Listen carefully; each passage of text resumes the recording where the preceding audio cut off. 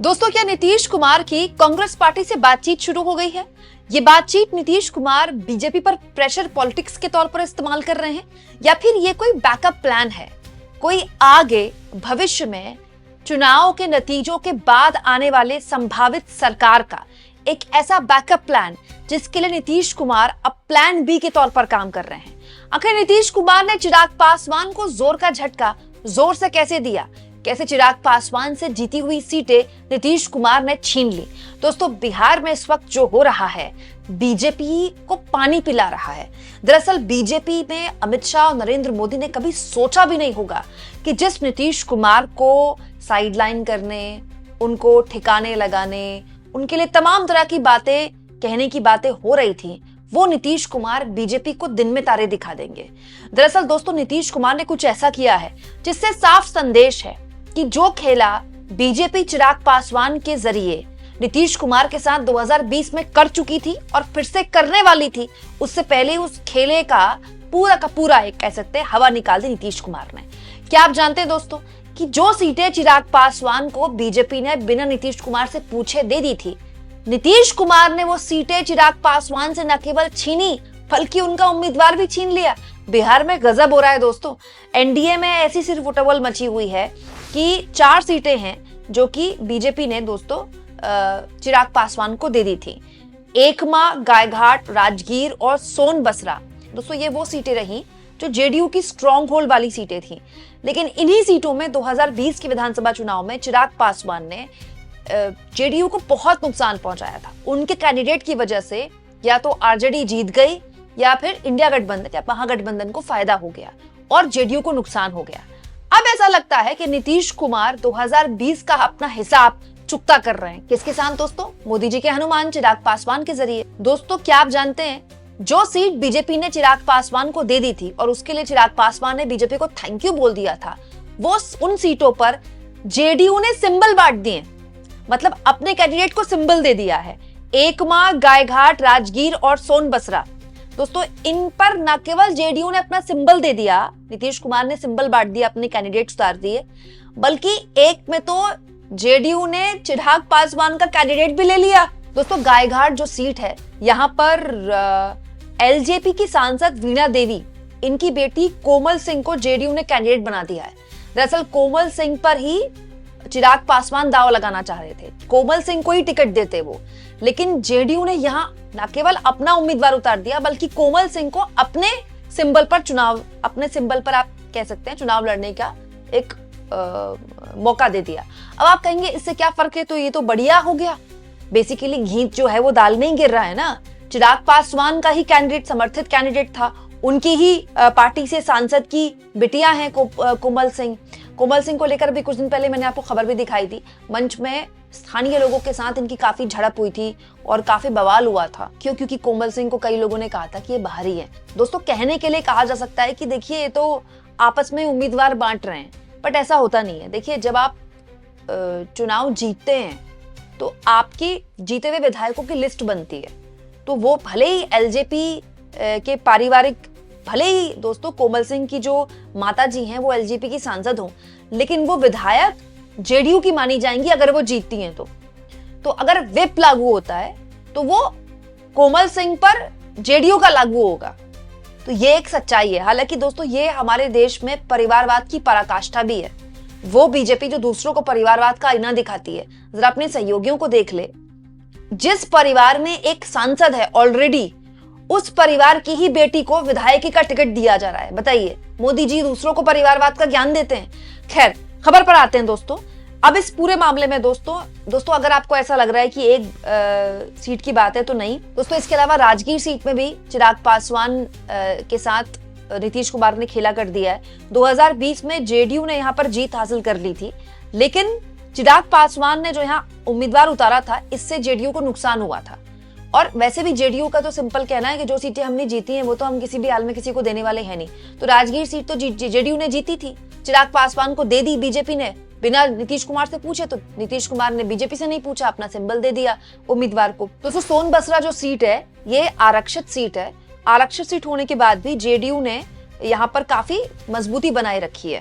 दोस्तों, जेडीयू ने भले ही सीट जीती थी, लेकिन 2010 और 2015 में यहाँ पर एलजेपी ने, चिराग पासवान की पार्टी ने अच्छा परफॉर्म किया था। हालांकि तब तो एलजेपी पुरानी वाली एलजेपी थी जो कि चिराग पासवान से छीन ली गई थी उनके द्वारा, लेकिन ये ट्रैक रिकॉर्ड रहा है, एलजेपी ने यहाँ ठीक ठाक परफॉर्म किया है। लेकिन ये चिराग पासवान की सीट नहीं थी, ये जेडीयू की सीट थी, चिराग पासवान को दी गई तो जेडीयू ने अपना यहाँ उम्मीदवार उतार दिया। वहीं दोस्तों एकमा सीट, यहाँ भी नीतीश कुमार ने अपना सिंबल बांट दिया है अपने कैंडिडेट को। एकमा सीट ये वो सीट है जहां पर एलजेपी की वजह से, चिराग पासवान के कैंडिडेट की वजह से जेडीयू को बहुत नुकसान हुआ और आरजेडी ने सीट निकाल ली।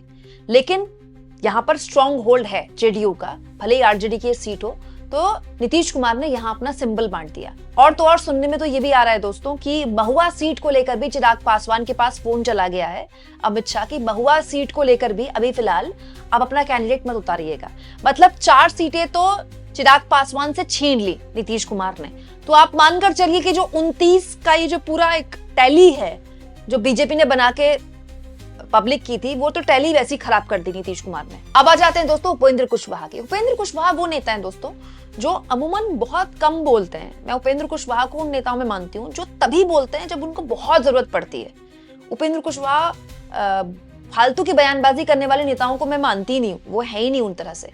लेकिन उपेंद्र कुशवाहा ने जिस तरह से बीती रात अपने घर के बाहर पत्रकारों को जुटाकर ये बोला nothing is well in NDA, मतलब पानी सर के ऊपर से जा चुका है, वो बिल्कुल भी अब बर्दाश्त नहीं करने वाले। इनफैक्ट उन्होंने यही नहीं बोला nothing is well in NDA, बल्कि उन्होंने ये भी बोला कि नित्यानंद राय से पूछिए ना आप। नित्यानंद राय बकायदा उपेंद्र कुशवाहा को मनाने के लिए पहुंचे थे लेकिन मना नहीं पाए। ये नित्यानंद राय चिराग पासवान को भी मना रहे थे और चिराग पासवान को उन्होंने ऐसे मनाया कि चिराग पासवान को महुआ सीट दे दी। दरअसल दोस्तों महुआ सीट ऐसी है जिस पर उपेंद्र कुशवाहा की नजर थी और वो अपनी पत्नी को यहाँ से कैंडिडेट बनाना चाहते थे। लेकिन जैसे ही उनको ये पता चला कि महुआ सीट चिराग पासवान को दे दी गई, उपेंद्र कुशवाहा नाराज हो गए और उन्होंने अपने पार्टी की आपात बैठक बुला ली। आज उनकी पार्टी की दोपहर में आपात बैठक होनी थी, लेकिन इस बीच उनको दिल्ली बुला लिया गया। तो अभी सुबह सुबह उपेंद्र कुशवाहा जो है दिल्ली रवाना हो गए। तो दिल्ली रवाना होते वक्त उन्होंने थोड़े से अपनी तलखी में थोड़ी नरमी लाई, लेकिन रात में उन्होंने अपनी तलखी दिखा दी थी। बाकायदा न केवल तलखी दिखाई थी बल्कि ये भी पूछा था कि नित्यानंद राय से पूछ लीजिए, आप बीजेपी के नेता हैं, मोदी जी के मंत्री हैं, उन्हीं को ये सब मान मनोबल के काम में लगाया है अमित शाह ने। तो ये आप कह सकते हैं कि उपेंद्र कुशवाहा भी हो सकता है कि एक और सीट पाले। महुआ सीट जो चिराग पासवान को दी गई थी, दोस्तों उनसे कह दिया गया कि अभी आप वहां पर अपना सिंबल मत दीजिएगा, हो सकता है कि वो सीट वापस उपेंद्र कुशवाहा के पास चले जाए। मतलब उपेंद्र कुशवाहा की टैली जो 6 थी वो 7 हो सकती है। अब कुशवाहा की टैली अगर 6 से 7 होगी तो फिर मांझी चुप थोड़ी बैठेंगे। जैसे सुनने में भी ये आ रहा है कि मांझी को एक और सीट दी जा सकती है। 1-2 दिन से खबर चल रही थी, मांझी और उपेंद्र कुशवाहा काफी नाराज थे और मांझी भी चिराग पासवान से नाराज थे इस बात में कि भाई उनको 29 सीटें दे दी।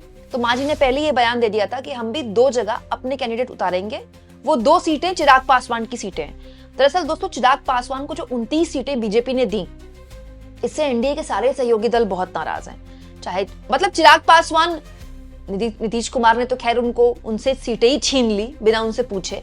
वहीं दूसरी ओर मांझी और उपेंद्र कुशवाहा भी इस बात से नाराज हैं कि भाई हमारा जनाधार जो है वो चिराग पासवान से ज्यादा है या उसके बराबर है। इनफैक्ट हमने ज्यादा अच्छा परफॉर्म किया है, फिर किस बात पर आप चिराग पासवान को सर पर बैठा रहे हैं। आप चिराग पासवान के पीछे दोस्तों बीजेपी की रणनीति है।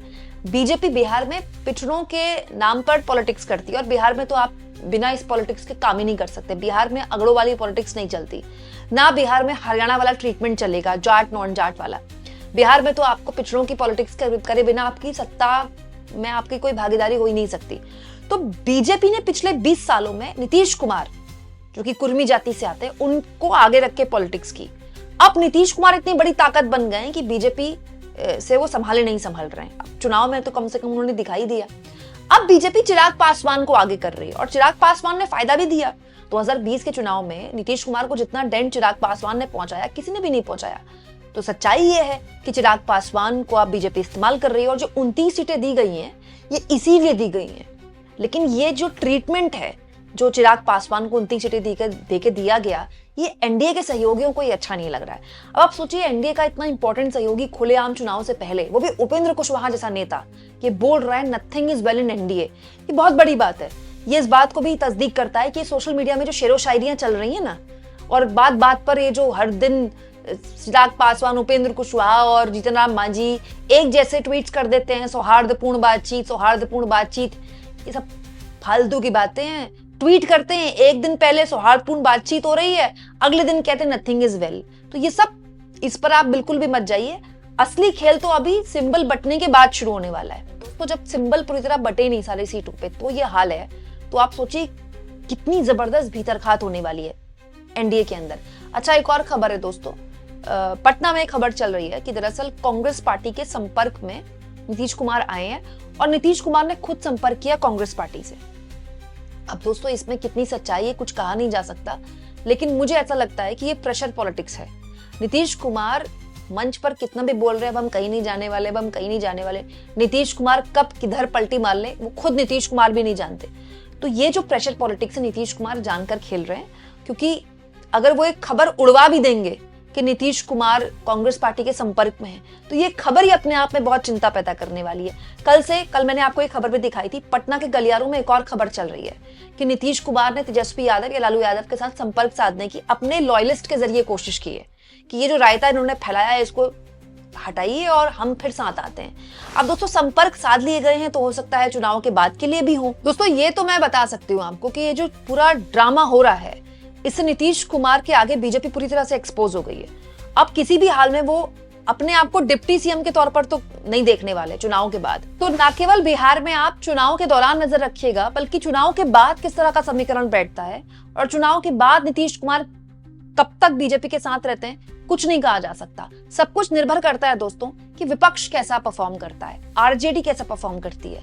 परफॉर्म तो तब करेंगे जब सीटों का बंटवारा तय हो पाएगा। बड़ी अजीब बात है दोस्तों कि एनडीए में जबरदस्त भीतरघात चल रहा है, वो तो खैर दिख रहा है, लेकिन आप देखिए आज तारीख हो गई 15 तारीख, 17 तारीख आखिरी दिन है नॉमिनेशन फाइल करने का, पहले चरण के मतदान का, और अभी तक सीट शेयरिंग फाइनल नहीं हुई है महागठबंधन में। मतलब ये कितनी अजीब बात है दोस्तों। सीट शेयरिंग का तो एनडीए में कुछ भी फाइनल नहीं है, लेकिन कम से कम वहां सिंबल बांटने का कामकाज शुरू हो गया है। हालांकि सिंबल तो इधर भी बांटने शुरू कर दिए हैं लालू यादव ने, लेकिन मुझे लगता है कि महागठबंधन को जल्द से जल्द अब सीट शेयरिंग का फॉर्मूला फाइनल हो ना हो, कम से कम अपने कैंडिडेट्स के नाम का ऐलान कर देना चाहिए, क्योंकि अब चुनाव आ गया भाई सामने। आप इस मुद्दे पर क्या सोचते हैं दोस्तों, कमेंट बॉक्स में जरूर लिखें, और जितना हो सके चैनल को शेयर भी करें, सब्सक्राइब करें, और थैंक्स और ज्वाइन के ऑप्शन से अगर आप चाहें तो कुछ आर्थिक मदद भी चैनल की जरूर करें।